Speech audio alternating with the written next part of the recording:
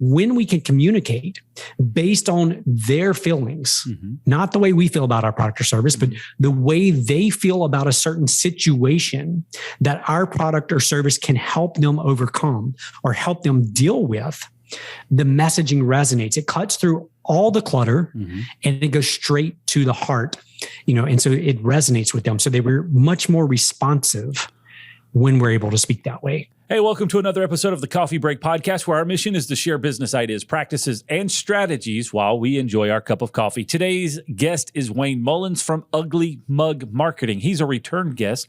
Last time, we were starting to talk about marketing, and we went down a path of business leadership and leadership philosophies, and it was a really great conversation. We will provide a link for that in the description below.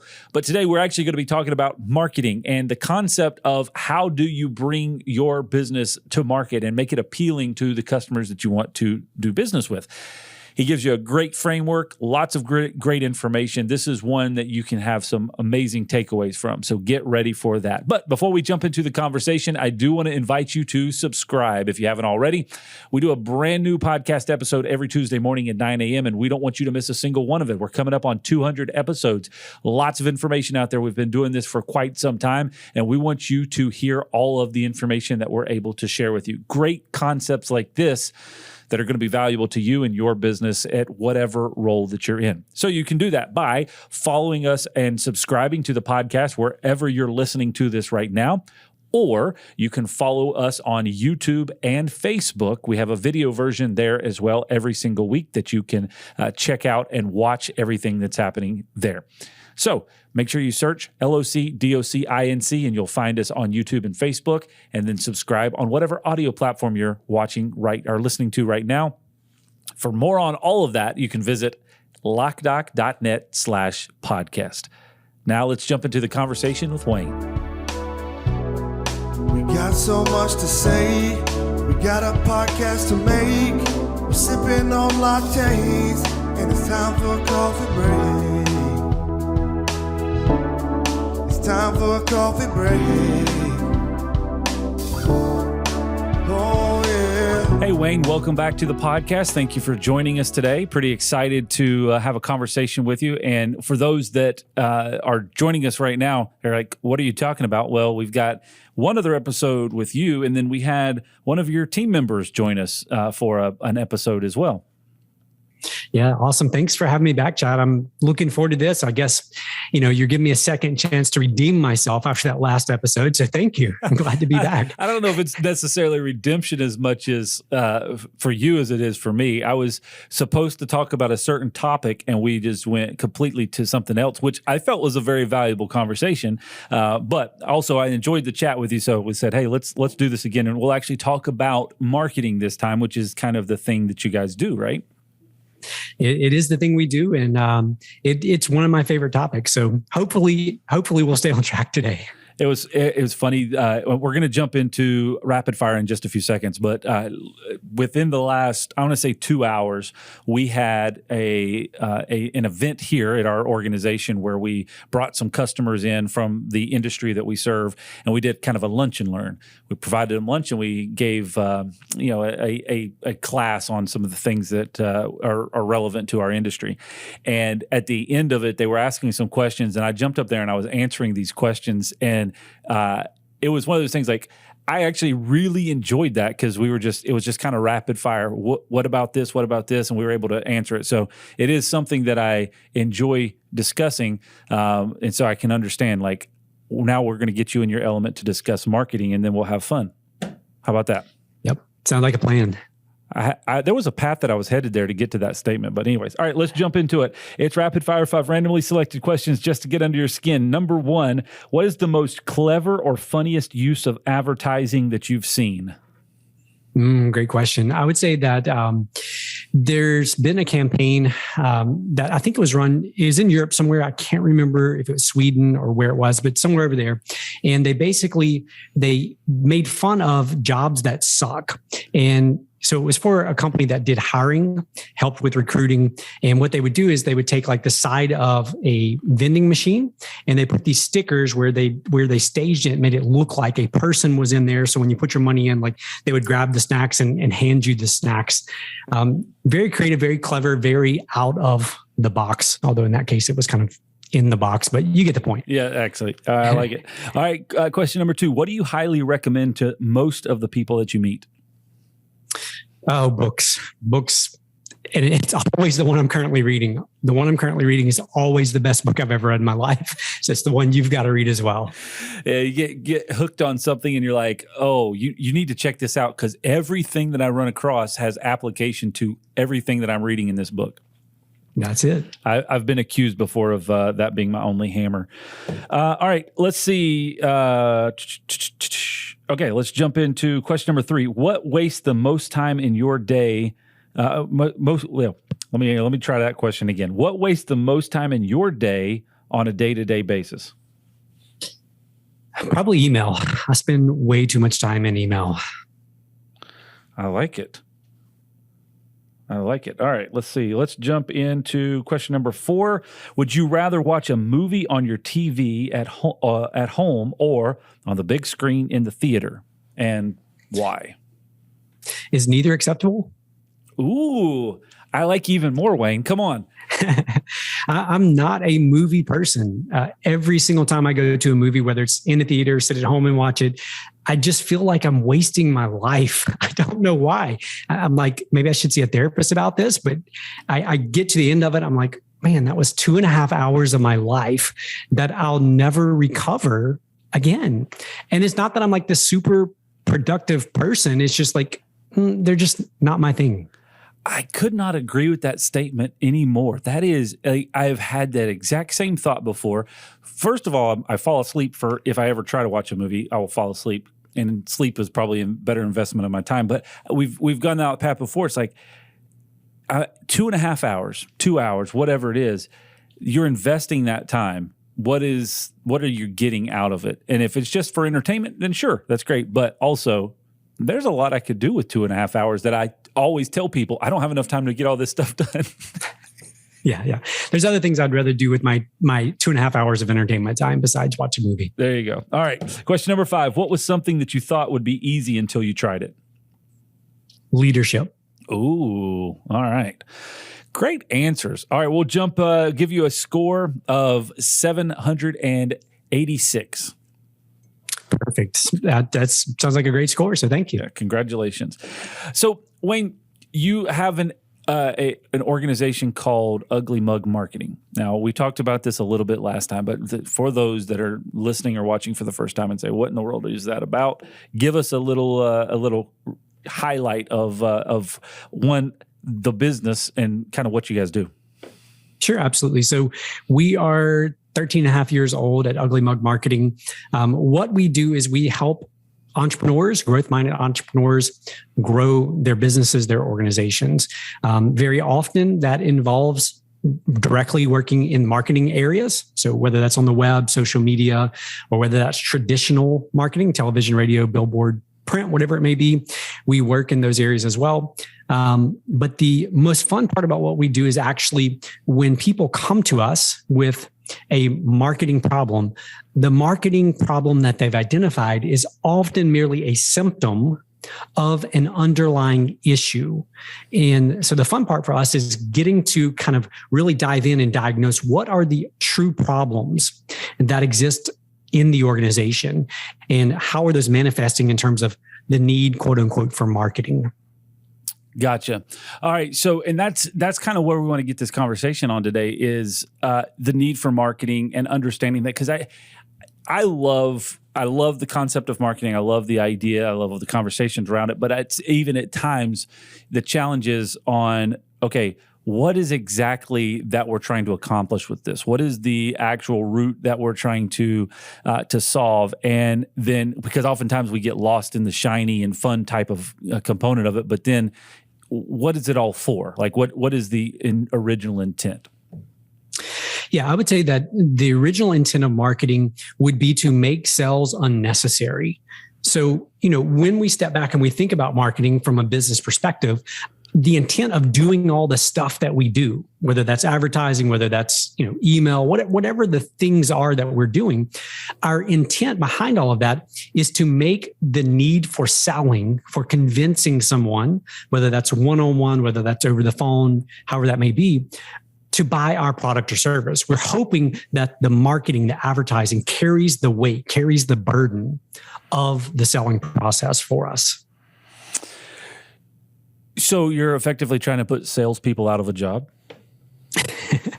Well, I'm trying to make their job so easy that by the time the phone rings, by the time the person walks through the door, the decision has been made. Their job is just then to help steer and point them in the right direction in terms of maybe specific products, specific features, or benefits that they're after.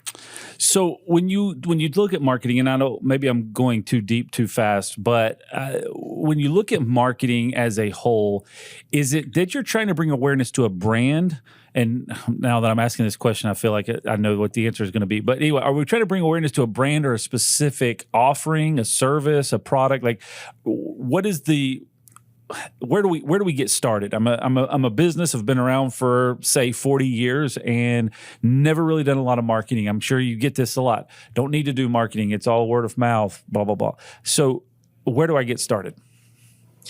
Yeah. The first thing is this, that when we understand what marketing is, it will transform the way we approach this quote unquote thing called marketing. Most entrepreneurs use the term marketing and advertising interchangeably. They believe they're one and the same. And reality is that advertising is merely one small piece or one small component of marketing. So when someone comes to us and they say, I don't really need to do this thing called marketing, what they're actually saying is, I don't need to do this thing called advertising, or I don't see the need in this thing called advertising. So what we believe in terms of how we define marketing is this: marketing is your ability to both attract and to keep a customer. So it's two parts to this. The attraction side is often where you find advertising. The keeping side is the side where you hear people say, I rely on word of mouth, or word of mouth is where we get all our business from. The question then simply becomes, what are the systems or processes that you have in place for attracting? What are the systems and processes you have in place for what we would say keeping and converting? So in other words, we want to keep customers, right? We want them to come back more and more. We want them to buy from us multiple times, possibly over their lifespan. But the other part of that is we want to convert them into evangelists for our product or service, our company. So the question we reflect back to them is, what systems and processes do you currently have in place to ensure that both sides of that equation are happening, that they're taking place? And oftentimes you find, well, we don't really. Yep. That is the answer. You got it. So now that we have defined that we don't have any system or process in place for attracting or retaining, which I think once you start diving into it, like you probably have an unclear process, or you have a means that you've navigated through it to this point, but it's not refined or really repeatable because it just kind of happens as it happens, right? Yeah, absolutely. Everyone has a marketing system, and your marketing system is delivering results based on the structure of the system itself. So if you don't have much of a thought process behind your marketing system, there's still a system in place. There's still things that take place. It's just a terrible, crappy system, right? There's not a lot of intention behind it. There's not a lot of strategy behind that, marketing system that's in place. So you have to actually have a framework or a strategy in place to make your marketing effective. All right. So everybody, I like that. That's a really great statement. Everybody has a marketing strategy, or everybody has a marketing system, but it may not be a strategy or a process really built on it. It's there somehow. Maybe it is the fact that you're just constantly walking around talking about what you do, or maybe it's the guy with the magnet on the side of his truck. Maybe it's the referral word of mouth or whatever. It's because somehow the message is getting out to attract new customers. Maybe it's the quality of work that you do or whatever. But if it's not intentional, then it can't be repeatable, and very much so, I'm going to say it can't be scalable. Absolutely. And if you don't clearly define it, you haven't clearly defined it, then chances are you, number one, don't believe that this marketing thing works, because the evidence and the fruit or the results from the system you have are so sporadic and they're so poor. In other words, for the effort, the time, the energy, the money you're putting into it, the return you're getting is so low that you don't believe marketing can work for you or will work for your business or organization.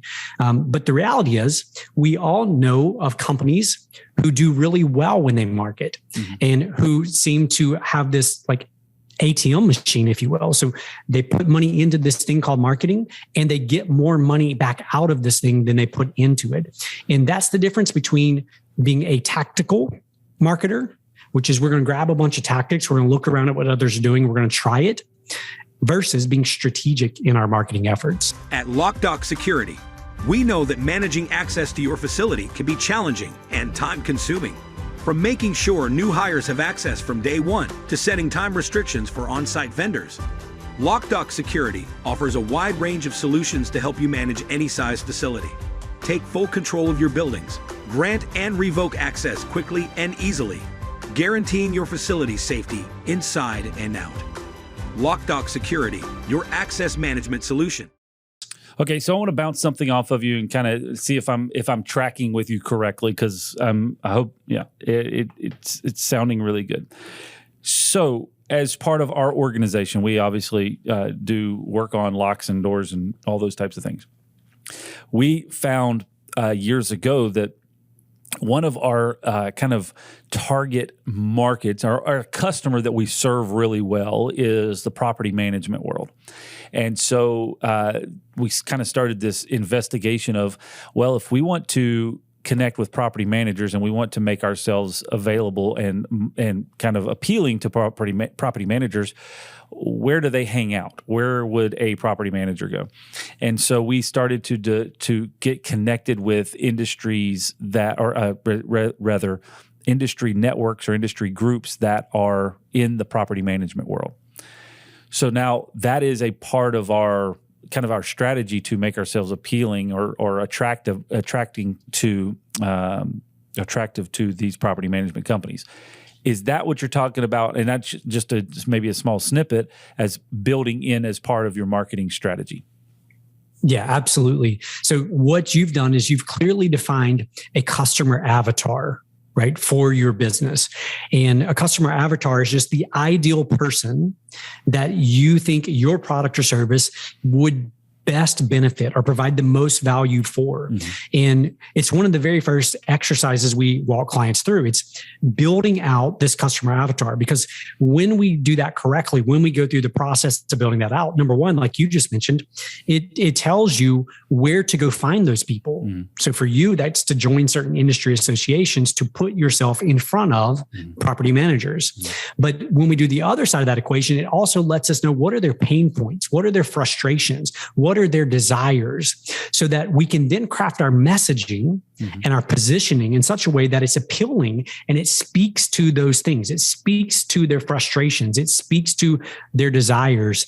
And when we can communicate based on their feelings, not the way we feel about our product or service, but the way they feel about a certain situation that our product or service can help them overcome or help them deal with, the messaging resonates. It cuts through all the clutter and it goes straight to the heart, and so it resonates with them. So they were much more responsive when we're able to speak that way. So base level misconception is with marketing, and we've kind of danced around this subject before, and maybe with other guests previously, is, if instead of trying to craft a message about my company, and that, not to try to disconnect the advertising side from the marketing side, but making my company appealing to me. How do I get out of the mindset of, and so this will be my question for you. How do I, as a business owner, get myself out of the mindset of making my company appealing to me versus making myself appealing to my customer? Yeah, it's a serious and real challenge that we face as entrepreneurs, as business owners, or even marketers within our organization. We approach our business with blinders on. It's our babies often, right? It's the thing we poured our blood, sweat, and tears into. And so we see it through rose-colored glasses. We see things only in the best light, and we speak about things in ways that may not resonate. So the exercise that we teach is what we call the magic diary exercise. And it's very simple. You sit down and you write a diary page as if it is the actual journal or diary page from your customer, from your client. So imagine they wake up in the morning, they stumble out of their bed, they're wiping their eyes, maybe they got their cup of coffee in hand, they go sit down at their desk and they flip open their journal or their diary and they're going to write a page today. And when they look at the page, it's already filled out. And they're like, am I still dreaming? Like, what's going on here? And they start reading it and they're more and more shocked because someone has filled out their page. Someone has expressed what they're feeling, the frustrations they're going through, what's happening in their family life, what they're excited about. Someone has written all of these things that relate to them at a core, deep level. If you complete that exercise and then go sit down to write your ad, the difference between what you would have written before doing that exercise and after is vastly different. And it speaks from their perspective instead of from our perspective. Okay, so I want to back up real quick, just because I want to. Again, I'm trying to recap what I'm taking in so far. So, backing up to part of marketing is making yourself appealing and attractive to a customer base, and then working on retaining them. And as part of that is you've got to identify who your customer avatar is, or your ideal customer, who it is that we believe our products and services best fit. At least one of them, and I'm going to say that a lot of companies have multiples, but if just start with one of those. And then from that point, now you're starting to get yourself in the mindset. And as part of that, forcing yourself out of your own mindset of how your business is appealing to you, and starting to get into the mindset of that ideal customer, that customer avatar, to be able to say, what am I dealing with? What is my last 24 hours looked like? Yep. I mean, that's exactly it. And here's the thing, Chad, when we begin talking with people, with clients about these exercises, the very first reaction is, I already know my customer. And so they give this really quick answer of like, oh, they're this, and this.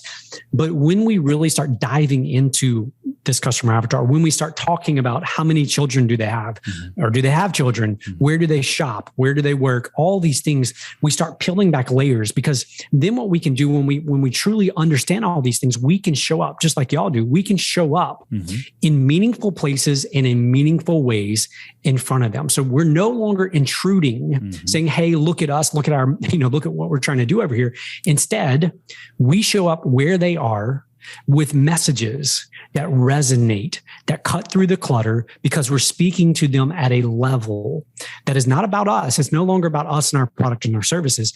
It's about them and what they're dealing with. And it just so happens that we may have a solution that can help them overcome certain things or help them achieve certain things in their lives. Yeah. It sounds simple to a point, but it's also very complicated because, like you said, everybody, I think, jumps to this conclusion that I already know all the things, and it really takes some investigation. It takes I'm going to kind of set this up and then we'll dissect it, but it takes you having to contact these ideal customers and find out that information, because you probably have no idea. You've got all these conclusions, you've drawn all these assumptions in your head, but you don't actually know specifically until you really ask. That's exactly right. I mean, have those conversations. Call your previous customers, call your ideal customers who've bought from you multiple times.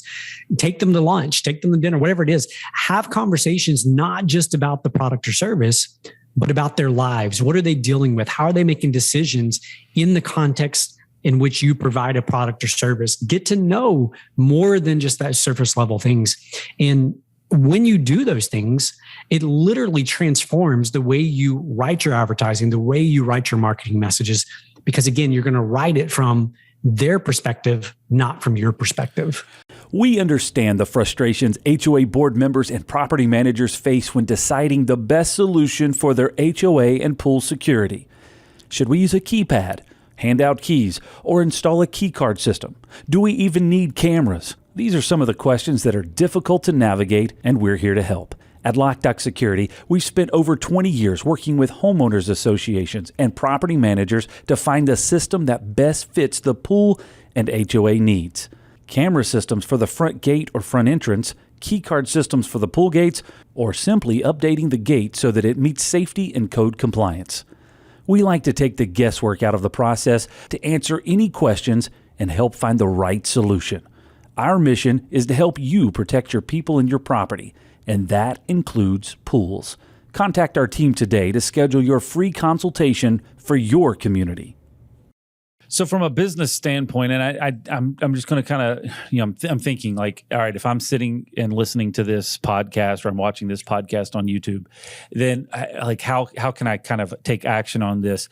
And first of all, I think you have to make sure from a business perspective that you know where your business comes from, right? So do you have categories of your customers, or do you have any idea? I think a lot of us would probably throw out some random information that we could assume, but having some real data to say our most of our business comes from, or 60% of our business comes from this type of a customer, or maybe it's 25, 25, and 25. Like we're really split into 4 different categories. But understanding where your business is coming from first, and then secondly, I would imagine, where do you want to get business from? Like having those, because that would introduce you into new categories. Yeah, absolutely. So you are correct. You're going to likely have multiple customer avatars, but start with one. Start with the one that gives you the most money, the one that you enjoy working with the most. It's the old Pareto principle, the 80-20 rule. Start with the 20% that are generating 80% of your revenue or 80% of your profit. Mm-hmm. Start there, and then begin looking at the subsequent customers that are underneath that. There's this framework that we use, Chad, and it's called the natural progression. And it is literally the core of what we do in terms of marketing. And it's just a simple framework that gives us step by step exactly what campaigns we need to run based on what we're trying to accomplish. And to be honest with you, there are only 4 different campaigns that anyone, regardless of business, regardless of industry, only 4 different campaigns that you need to have running or need to run at any point in time. Mm-hmm. And what are they? Yeah. So that was my terrible setup for that question, but thank you. The natural progression, I just got to do a super quick walkthrough so it makes sense. Okay. But think of an old circular analog clock. So, the one up on the wall, and it's got the hour hand, the minute hand, the second hand. At the 12 o'clock spot on the clock, we have what would be called strangers. So a stranger is not everyone in the world who doesn't know about your business. A stranger is everyone in the world who doesn't know about your business, but you believe would receive value from your product or service. So let's say, for example, that you and I, Chad, we go into a cattle business and we're going to raise grass-fed beef. Okay. So sounds like a good business. Yeah. Most entrepreneurs, though, what they do is they say, we're just going to run ads to everyone within a 30-mile radius of us. Yep. Well, the problem is there's probably some vegans and there's probably some vegetarians in that parameter, in that circle. Mm-hmm. And so what are the chances of those people ever becoming a customer of ours? Probably next to zero, right? Mm-hmm. Unless they completely change their lifestyle. And yet, as marketers, we often spend our money talking to those people who will never do business with us. So 12 o'clock, we got strangers. 3 o'clock spot, we have friends. So in order to move someone from a stranger to a friend, there's 2 ingredients that are needed. Number 1, they have to know about us. And number 2, they have to like us. So know and like. So the very first campaign that every entrepreneur, every business owner needs to run is a simple campaign. It's a campaign that gets strangers to both know about you and to like you. Now, again, the liking part's important because we're not going to get, if we're running a ranch, we're not going to get vegans and vegetarians to like us because it's against what they believe. So we want to be careful about where we're placing those ads, where we're running those ads to get people to know about us and like us. Next one, down at the 6 o'clock spot. So 12 o'clock strangers, 3 o'clock friends, 6 o'clock, we have customers. Mm-hmm. This is where money changes hands. This is where we have earned something called trust. They now trust us that our product or service is going to give them more value than the money they're parting with. Mm-hmm. Now, depending on the product or service that you sell, the greater the dollar, the greater amount they're going to spend on it, they're going to invest in it, the more trust is required. Mm-hmm. So the bigger the ticket item, the more trust is required. So the second campaign you have to run is you have to build campaigns that do nothing but foster trust with your friends. So again, we've moved them from strangers to friends, and now we're working on moving them from friends to customers from 3 o'clock to 6 o'clock. Mm-hmm. So the campaigns need to be focused on building trust only. So the question you have to ask yourself, what campaigns do I currently have running that are targeting my friends, that are building trust in them? And an important distinction here is that people would rather trust strangers they've never met than to trust you or I as business owners. Mm-hmm. Because they know we have a vested interest. They know we're in this for a different reason, for a different perspective, right? So they're not going to trust us. They're going to be skeptical of us, which is why when you go to Amazon, you don't buy a tube of toothpaste without scrolling down and looking at the reviews. Mm-hmm. You are trusting a bunch of strangers who could all be psychopaths to buy your toothpaste more than you're going to trust the company who spent probably millions of dollars developing that toothpaste. And so again, and to tell you that it's the best toothpaste ever. Exactly. We're skeptical because we know they're biased. We know they're coming at it from a different perspective. So campaign 1, we're going to move people from stranger to friends. That campaign is going to focus on knowing and liking. Campaign 2 is all about trust. And again, depending on the ticket value of your product or service, you may need multiple trust campaigns that are layered in there. Trust in your company, trust in your product, trust in your delivery of the service if you got a service. And then back to the natural progression. Over at 9 o'clock, we have what we would call evangelists. So we can, with intention, move customers to evangelists for us if, and this is the important part, if we exceed expectations. We can never get someone to become an evangelist in a positive way for us if we don't exceed expectations. Now, if we fail to meet expectations, we can get some evangelists, but they're not going to be the evangelists that we want. Mm-hmm. Right? It's going to be the angry people who are out there telling how terrible we are. Sure. And so here's the beautiful thing about this natural progression. Number 1, it's based on human psychology. This is the way that every purchase decision, regardless if it's a tube of toothpaste or it's a $200,000 car, it doesn't matter. You're going to go through the same process. Know, like, trust. When we have evangelists for us, they automatically go tell their friends about us. So we bypass the entire top portion of the natural progression. And so that is the framework.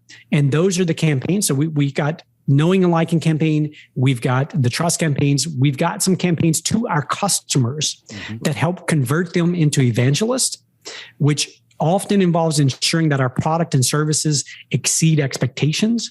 And then the final campaign we have is we've got to give them some tools. Our evangelists, we need to give them tools and resources that enable them to go share with their friends and family, that make it easy for them to go share with their friends and family. I like it. Well broken down, and I think it's very applicable. The challenge, obviously, is at whatever level of the business that you're at, growing. So you're listening to this, going, "Okay, I got it. It makes sense. I have no time to do any of that. Like I 100% believe everything that you're saying. I just can't do it." So that's where somebody like you can come in and help to bring that to life. Absolutely. And, the beautiful thing, Chad, about that framework, you could hire a college student and you could say, here are the 4 campaigns we have to have. Mm-hmm. I want you to come up with these campaigns, put these campaigns together, and let's get these up and running. Mm-hmm. And again, it's going to go back to your customer avatar to know where to run these campaigns, sure, what the campaigns in terms of language should use and should say. Mm-hmm. But yeah, absolutely. You could work with us. You could work with another company like us, or you could just oversee this marketing system, this marketing framework, and have someone else run these pieces for you. No, it makes a lot of sense, Wayne. A lot of wisdom there. And, taking something that I think is very complicated, ambiguous, challenging at times for business owners, and breaking it down to say, okay, I got it, and this is the way that I can go about it. I can farm this out to somebody and hire them to do it. I can bring it in house, but here's a path that I can get down versus just the pray and spray method that I just want to get something out there and tell people about the widgets and gadgets that I'm selling, and hopefully someday it will stick. Yeah, hope and prayer do not make for a great marketing strategy. I think it makes for frustration, right? It actually makes for a negative, because it will ultimately end with you repealing your efforts to try to market because you don't believe that it works, because it doesn't. That's the thing. It becomes its own self-fulfilling prophecy, right? We run out there and we grab certain things and we try certain marketing things, and they don't work. We get frustrated. And so we develop this belief that marketing doesn't work. Mm-hmm. And it's true. Tactical marketing never works unless you have a strategy behind it, a framework behind it. It's never going to work. It's just, you're throwing a bunch of stuff in a bag, shaking it up, and then you're complaining that all the stuff in the bag didn't go together nicely and come out looking great. It's not going to happen. For sure. Wayne, I appreciate your time today and your information for sure. There's a lot to unpack here, and it's in a very concise conversation. So a lot of value there. If they want to find out more about you or get in contact with you, what's the best way to do it? Simplest place, Chad, is our website. That's uglymugmarketing.com. All of our emails, social media links, phone numbers, et cetera, all right there on the site. Very cool. Well, it was great to chat with you again. I've got a lot of takeaways, a lot of notes that I've written down, and we definitely will continue to chat with you going forward and get some things accomplished. All right, Wayne, thanks again for the conversation today, man. Great information. You've got to keep up with this stuff. You want to make sales unnecessary. Marketing and advertising are not interchangeable. Marketing is your ability to attract and retain customers. Getting into that understanding of who your ideal customer is. Great advice. For more information, you can find us on Loc-Doc.net/podcast. Thank you for watching. Thank you for listening today. Please make sure you subscribe. We've got a brand new episode coming at you next Tuesday, right here on the Coffee Break Podcast.